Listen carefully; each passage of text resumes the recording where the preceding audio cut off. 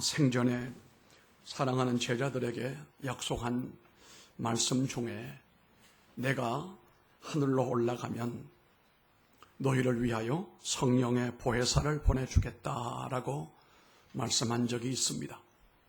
그런데 이상하게도 그 제자들은 그 말이 무슨 말인지를 전혀 공감을 하지를 못했고 그냥 귓전으로 흘려보내고 말았습니다. 그런데 예수님이 죽으시고 난 다음 부활하시고 40일 동안 제자들과 함께 하시는 동안에 마지막 부분에 예수님께서 또다시 말씀합니다. 예루살렘을 떠나지 말고 내게 들은 바 아버지 약속한 것을 기다려라. 요한은 물로 세례를 베풀었으나 너희는 몇 날이 되지 못하여 성령으로 세례를 받으리라. 그렇게 당부를 하셨습니다. 그때서야 제자들이 그 말씀을 붙들고 그 말씀대로 기도하기 시작을 했습니다. 당시의 제자들은 어찌 보면 아주 무능하고 비전도 없으며 미래에 대한 열정도 없는, 꿈도 없는 그런 상태였기 때문에 예수님은 이 모든 것에 대한 해결점, 이 모든 것을 해결할 수 있는, 능가할 수 있는 열쇠가 무엇인가라고 생각해 보실 때에 그것은 바로 그들에게 성령을 보내주시는 것이었습니다. 이 모든 문제의 해결의 대안점이 바로 성령의 능력이라 이렇게 말씀을 하신 겁니다. 많은 사람들은 그 약속을 지키지를 못했습니다마는 우리가 알고 있는 대로 120명은 그 약속을 믿었습니다. 그리고 실천하는 가운데 감동적인 성령의 능력을 덧입게 되었습니다. 그 뒤에 그들의 삶이 확연히 달라지게 됐는데 그 성령을 받은 그들은 죄를 깨닫기 시작을 하고 하나님 앞에 가슴을 치고 회개하는 운동이 일어났습니다. 죄를 깨달을 뿐만 아니라 신령한 은혜가 무엇인지를 몰랐던 그들이 신령한 그 은혜를 깨닫게 됩니다. 하나님의 깊은 뜻을 알게 되고 또 슬픔을 당하고 어려움을 당할지라도 낙심하지 않았고 유혹과 시험을 당할 때도 그들은 느끈히 이기는 사람들로 완전히 변화가 되어졌습니다. 마음에 나쁜 생각이 자리 잡지 못하도록 그들이 기도했을 뿐만 아니라 봉사와 전도의 능력을 받아서 세상을 변화시키는 사람들로 살아갔습니다. 우리가 늘 여기 붙여놓고 있는 말 가운데 한 가지가 Why not change the world? 왜 세상을 변화시키지 않으려고 하느냐? 바로 예수님께서 그들에게 성령의 능력을 주시면서 세상을 변화시키고 변혁시키고 뒤집는 일을 드디어 시작을 하시게 되었다는 사실입니다. 이러면서 그들은 모이기를 힘쓰고 주변 사람들에게 칭찬을 받으면서 삶의 기쁨이 넘치는 생활을 했을 뿐만 아니라 뚜렷한 비전을 가슴에 품고 그 하나님의 인도하심을 따라 움직이는 사람들이 되었다는 사실입니다. 사실 이러한 변화들은 오늘날 우리 성도들이 꿈에도 그리는 진주와 같은 중요한 핵심입니다. 44년 전에 이 양저동 이 마을이 초가제봉도 있을 때였습니다. 우상 숭배가 만연하고 스불론 납달리 땅 같은 어두움의 영적인 어두움의 땅에 고 김영관 목사님께서 여러 가지 고난과 역경을 무릅쓰고 십자가를 세우시고 드디어 이 지역에 교회를 우뚝 세웠습니다. 그리고 하나님께서 인도하시는 바를 따라서 우리가 판교 신도시에 그림 같은 아름다운 성전을 잘 지었습니다. 그리고 어떻게 된 일인지 우리는 지금 여기에 이렇게 모여서 예배를 드리고 있지만 하나님의 역사는 나는 마치 겨울에 개울이 얼게 되면 모든 것이 얼음일 줄 알지만 그런데 그 얼음장 밑에는 물이 흐른다는 사실이에요. 그 물이 봄이 되면 시내를 이루게 된다는 겁니다. 우리가 하나님의 역사를 눈에 보이는 것만 하나님의 역사인 줄 알지만 그건 착각입니다. 그 속에 유유히 흘러가시는 하나님의 섭리가 있고 계획이 있고 꿈이 있다는 사실입니다. 우리가 잠시 이곳에 머물지라도 이제 머지않아 새로운 환경으로 하나님께서 인도해 주실 줄로 믿습니다. 우리가 이것을 위해서 훈련받고 연단받고 여기까지 왔습니다. 하나님께서 이런 역사를 이루시기 위한 근본적인 에너지는 바로 하나님의 성령이라는 사실입니다. 초대교회가 탄생할 때도 마찬가지입니다만 양재동의 교회가 처음 세워질 때도 마찬가지였습니다. 그리고 또 새로운 하나님의 교회가 세워지는 이래도 이것은 어떤 세상의 물질이나 또한 과학이나 이런 것들의 도움이 아닌 보혜사 성령의 역사로 사로잡힐 때 그 역사가 이루어지게 될 뿐만 아니라 믿는 사람들이 무능하지만 무능함을 떨쳐버리고 유능한 사람이 되어지고 아무도 이룰 수 없는 일들을 이루어낼 수 있는 하나님의 사람들이 되리라고 저는 확신하고 있습니다. 그래서 이 44주년에 우리 모두가 다시 한번 하나님 앞에 점검하고 확인해야 될 것은 과연 우리가 하나님의 성령으로 붙들려 있는가? 우리가 성령의 인도를 따라가고 있는가라고 하는 사실입니다. 그래서 다시 우리가 아주 기초적인 얘기를 다시 정리해 보려고 합니다. 성령 충만함이 곧 새로운 교회를 세울 뿐만 아니라 새로운 역사를 이루어 나가게 하는 겁니다. 정말 사면초가 같은 상황에 놓여 있을지라도 이것이 어떤 사람의 지혜로 능력으로 풀릴 것 같지만 제가 이 교회 38년 목회를 하면서 깨달은 것이 있습니다. 돈이면 다 될 줄 알지만 돈 아닙니다. 사람이면 다 될 줄 알지만 그거 아닙니다. 하나님의 능력과 은혜와 성령이 인도하시는 대로 모든 일들이 이루어지더라는 사실을 나는 표절하게 느꼈어요. 여러분들도 어떤 경우 어떤 상황에 놓여 있을는지는 모르지만 여러분이 한 가지 붙들어야 될 것은 하나님의 성령의 줄기를 놓치면 안 됩니다. 이 성령의 놀라운 역사가 우리 가운데 늘 있게 되려면 몇 가지 내용을 살펴보겠습니다. 먼저 불필요한 것들을 버리는 일에 성공자가 되어야 됩니다. 쓸데없는 것 붙들고 쓸데없는 것을 바라보고 나갈 필요는 없습니다. 이걸 버리는 일에 성공을 해야 됩니다. 아멘. 마음을 비워야 됩니다. 120문도가 열흘 동안 그 마음을 비우는 시간들이었습니다. 성령을 그곳에 채우기 위해서는 그들의 마음을 먼저 비워야 됩니다. 그 열정적인 열흘이 지나자 그들의 마음 속에 그 비워짐이 확인되어졌을 때에 그 속에 성령을 하나님께서 부어 주시는 날이 바로 오순절 날이었습니다. 뿐만 아니라 우리가 마음을 비울 뿐만 아니라 늘 우리 안에 어두움과 죄악된 것을 버리는 일을 할 줄 알아야 됩니다. 다시 말하면 회개하는 심령이 되기를 바랍니다. 죄가 가득 차 있는 곳에 성령이 충만하게 할 수가 없습니다. 조지 엘리어트가 했던 말이 기억납니다. 하나님과 나 사이에 죄의 그림자가 놓여 있다면 결코 평안히 살 수가 없다라고 했습니다. 그러므로 우리 마음을 늘 살펴서 내 마음속에 숨어있는 죄악을 우리가 끄집어내고 자복하고 회개하여 과감히 버리고 다시 찾지 말아야 됩니다. 뿐만 아니라 성령의 충만한 역사를 경험하기 위해서는 이기주의를 버려야 됩니다. 이기주의를 비워야 됩니다. 내가 중심이 된 모든 구조, 우리가 흔히 말하는 에고이즘이죠. 이 에고이즘을 분명히 몰아내지 않으면 항상 나라고 하는 것이 주인되는 이런 구조가 형성되면 성령의 역사가 나타나지 않습니다. 우리가 흔히 하는 말이 깨어짐이라고 하는 말이에요. 깨어짐, religious. 파쇄되는 것, 녹아나는 것. 이전에 우리 부모님 세대는 이 깨어짐의 신앙이 있었습니다만 오늘날 신앙을 보면 깨어짐보다는 싸매는 신앙으로 발전하고 있는 것만 같아요.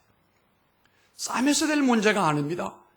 싸매시는 것은 하나님이 싸매시는 것이고 내가 할 일은 깨뜨리는 일입니다. 나를 깨뜨려야 됩니다. 어떻게 해요? 잘게 부셔야 된다는 사실. 우리의 성격 속에 우리의 심리 구조 속에 자리 잡고 있는 이 못된 이 나라고 하는 것을 우리가 하나님의 은혜와 성령으로 이걸 몰아내야 된다는 사실입니다. 이 에고이즘이 나를 교만하게 만들고 하나님의 자리를 좁게 만들고 나를 열등감의 사람으로 만들고 때로는 우울증의 사람으로도 쉽게 만들어 버립니다. 이게 없어져야 하나님의 성령이 손쉽게 우리 안에서 활동할 수가 있는 것 아니겠습니까? 요 근자인 제가 한참 가지를 못했습니다만 독일에 세미나를 가고 몇 번 갔을 때에 어떤 교회를 방문을 했는데 그 교회는 나이 드신 분들이 대부분 연배가 비슷한 분들이었어요. 그분들이 장로님이고 그분들이 권사님이었어요. 알고 봤더니 파독 광부들, 파독 간호사들 이런 분들이 이제 거기 나이가 많아서 정착을 하면서 교회를 섬기고 있어요. 그런데 그분에게서 참 난 이상한 걸 보았습니다. 전혀 섬김이라고 하는 것을 찾아볼 수가 없고 교회를 정말 주님을 위해 섬긴다는 그런 정신보다는 주인된 생각을 가지고 주인 노릇만 하려고 그러고 목사님도 뭐 쩔쩔매요 그게 아주. 그런데 그 이듬해 한번 갔을 때는 변화가 일어났습니다. 그 목이 꼿꼿한 장로님들이 달라졌습니다. 어떻게 보면 혁명이 일어난 거예요. 그 이유는 한국의 어떤 지사장 장로님이 한번 그곳을 가셨는데 자기들은 그래도 광부로 간호사로 와서 정착을 하고 나름대로 성공을 해가지고 산다라고 하는 자부심 이런 에고이즘을 갖고 있었어요.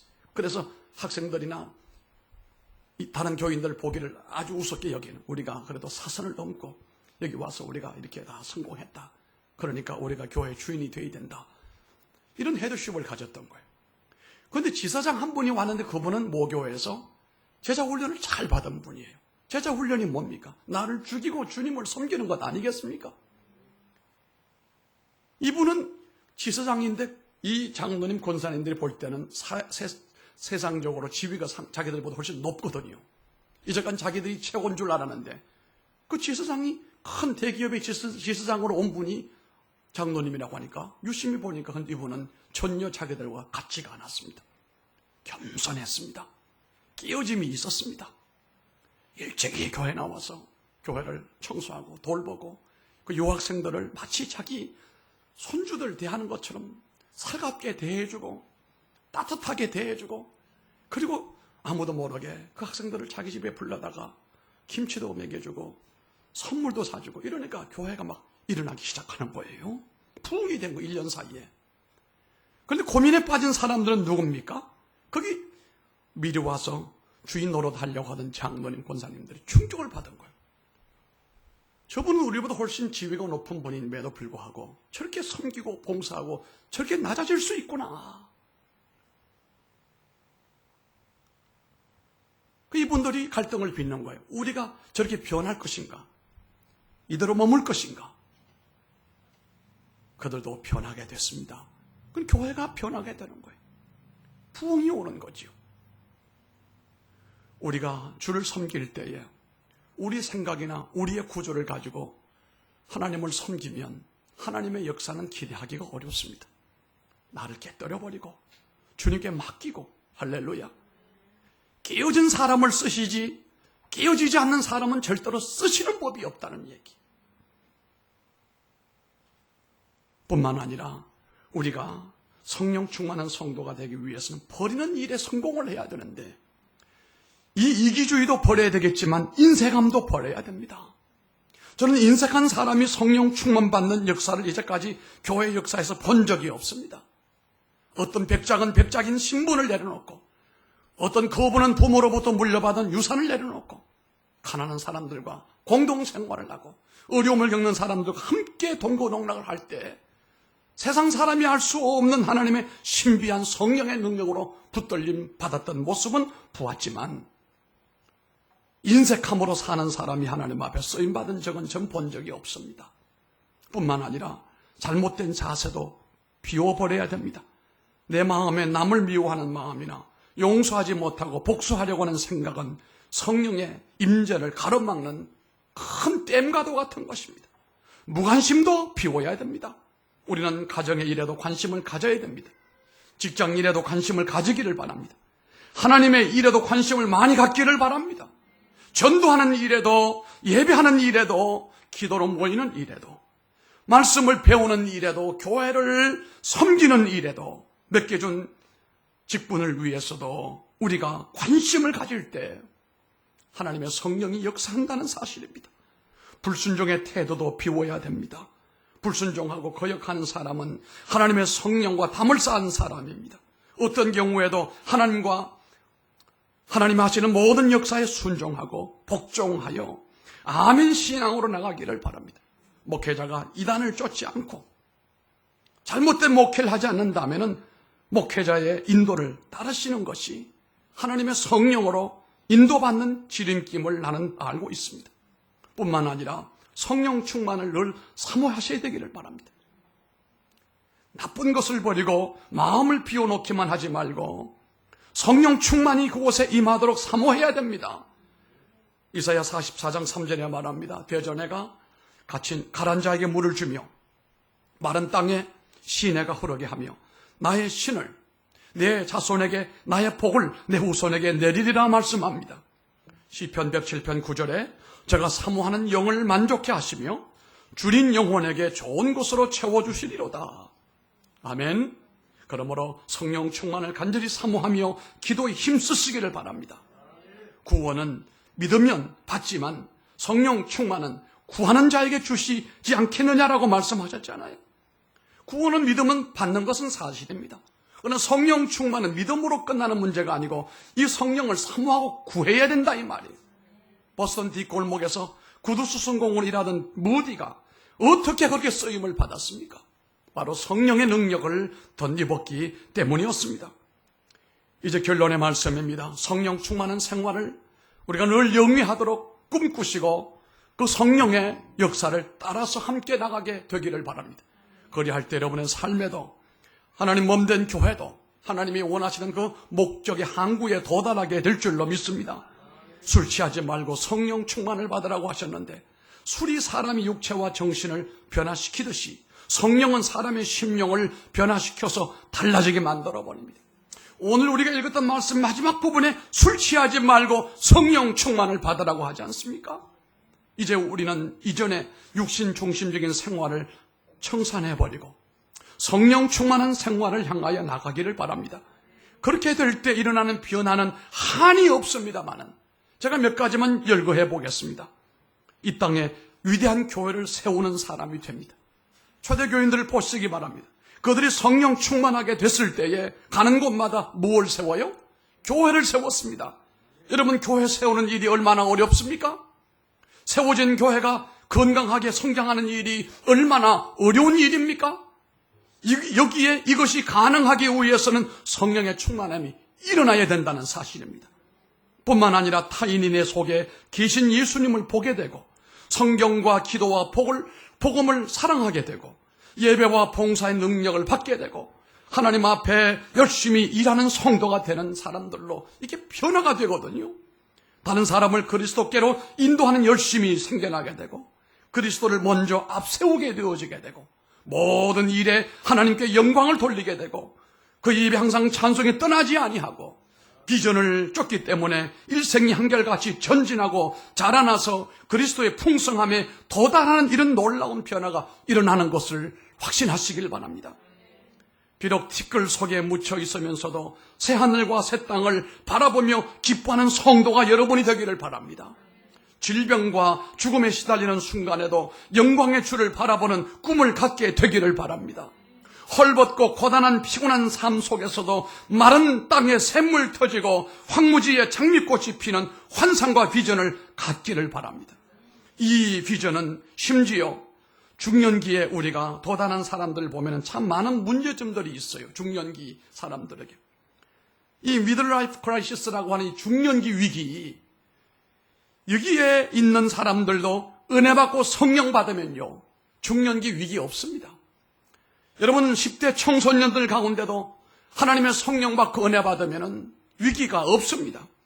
돛대를 달고 비전의 항구에 나아가는 역사가 일어나게 된다는 사실입니다. 제가 지난번 기도회 시간에 가만히 강단에서 기도하면서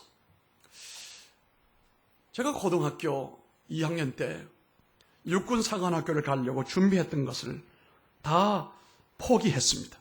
왜냐하면 주님이 나를 불렀기 때문에.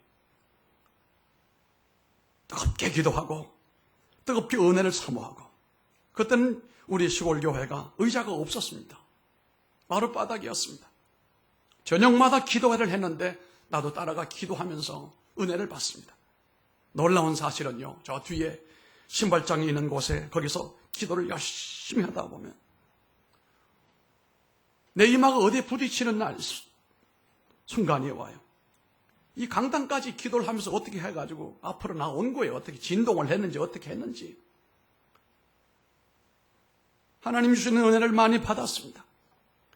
그래서 그 이후로 지금까지 이 길을 걸어오면서 내가 봐도 기특한 것이 한 번도 내가 세상으로 돌아가서 세상에서 무엇을 하겠다는 생각을 해본 적이 없어요.